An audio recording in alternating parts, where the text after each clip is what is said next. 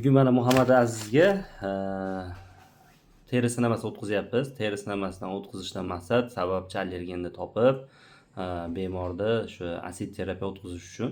Hozir ko'rib turganinglardek birinchi marta kelgan paytida shu umumiy qon topshirganmiz. Ezinofillar miqdori 11 chiqqan, normada o'zi 5 bo'lishi kerak. Keyin bemorni ko'rib turganinglarda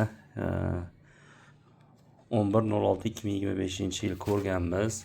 Hozir holatlari yaxshi. Shikoyatlarimiz endi ancha qolgan, g'ijillash, chiyillashlar bilan kelgan.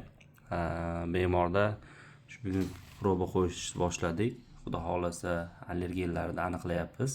Shuni aniqlab olganimizdan keyin yaxshi bo'ladi.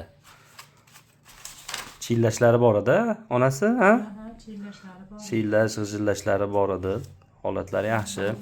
Asosiy diagnoz bronxial astma hamroh allergik rinit deb qo'yilgan. Bemorda shu baziz lecheniya o'tkazildi.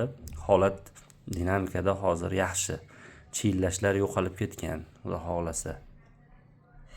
Nafas qisish, bo'g'ilishlar bo'lgan.